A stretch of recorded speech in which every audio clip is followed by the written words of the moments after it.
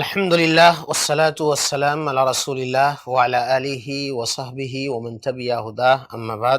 محترم ناظرین کرام، اللہ رب العزت ارشاد فرماتا ہے قد افلح من تزکا، جس نے اپنے آپ کو پاک کیا وہ کامیاب ہو گیا۔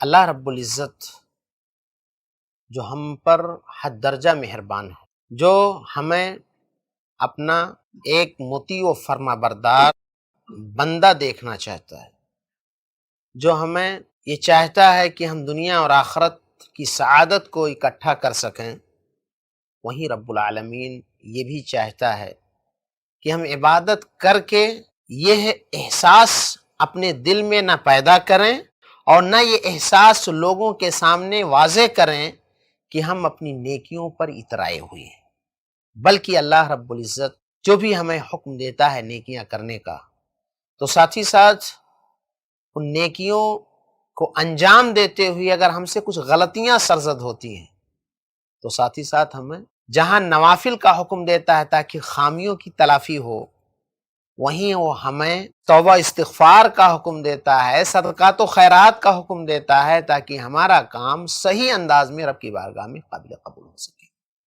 یہی وجہ ہے کہ ہم نماز جب پڑھتے ہیں تو نماز پڑھ کے جب فارغ ہوتے ہیں تو 3 دفعہ استغفر اللہ پڑھتے ہیں۔ کیوں؟ اس لیے پڑھتے ہیں کہ ہو سکتا ہے عبادت کی انجام دہی میں ہم سے غلطی ہوئی ہو، یقیناً ہوئی ہے۔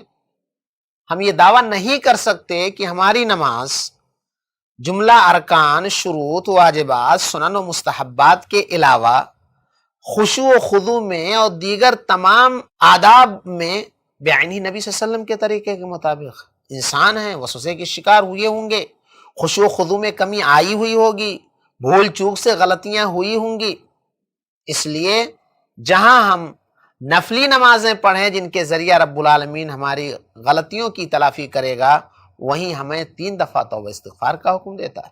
ایسے ہی جب ہم حج کرتے ہیں تو حج سے فراغت کے بعد اللہ تعالیٰ کیا کہتا ہے؟ فَإِذَا قَضَيْتُم مَنَاسِكَكُمْ فَاذْكُرُوا اللَّهَ كَذِكْرِكُمْ آبَاءَكُمْ وَأَشَدَّ ذِكْرًا، کہ جب تم حج کے اعمال انجام دے دو تو خوب زیادہ اللہ کا ذکر کرو جیسے پہلے اپنے باپ دادا کا کرتے تھے اس سے زیادہ۔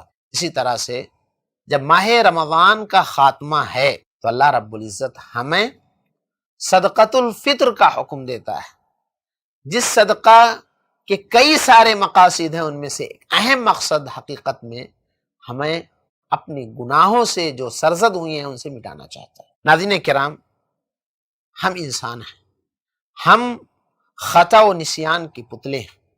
جہالت، سستی، کاہلی، شیطانی وسوسے اور بشری تقاضوں کی بنیاد پر لغزشوں کا صدور ہونا یہ ہمارے جسم کا جزو لا ينفک ہے۔ اللہ رب العزت جو ہم پر حد درجہ مہربان ہیں، وہ یہ چاہتا ہے کہ ہر ممکن طریقے سے ہمارا تزکیہ و تطہیر ہو، فقراء و مساکین کی غمخواری و غمگساری ہو، چنانچہ اس کے لیے صدقۃ الفطر جیسا دستور، نظام، سسٹم اور عمل روزے دار کے لیے اور مسلمانوں کے لیے رکھا ہے۔ آئیے اس کے احکام و مسائل ہم جاننے کی کوشش کرتے ہیں۔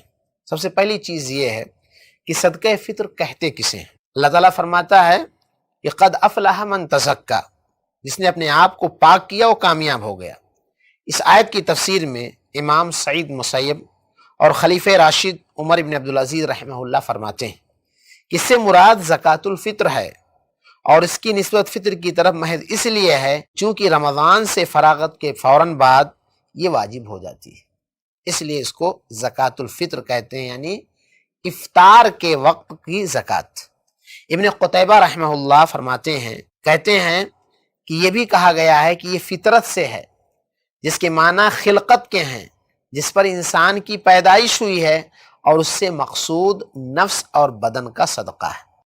حافظ ابن حجر رحمۃ اللہ علیہ نے پہلے مفہوم کو راجح قرار دیا ہے جو مغنی میں ابن قدامہ نے جسے ذکر کیا ہے۔ شیخ الحدیث علامہ عبید اللہ مبارک پوری رحمۃ اللہ علیہ صدقۃ الفطر کا اصطلاحی معنی بیان کرتے ہوئے کہتے ہیں یہ وہ خوردنی اشیاء ہے، یعنی یہ کھانے پینے والی چیزیں ہیں جسے ہر مسلمان صلاۃ عید سے قبل ماہ رمضان کے خاتمے پر اپنے سیام کو لغزشوں سے، غلطیوں سے پاک کرنے اور مسکینوں کو کھانا کھلانے کے لیے ایک متعین مقدار میں نکالتا ہے۔ اسے انہوں نے میرات المفاتیح جلد نمبر 6 صفحہ 185 میں بیان کیا۔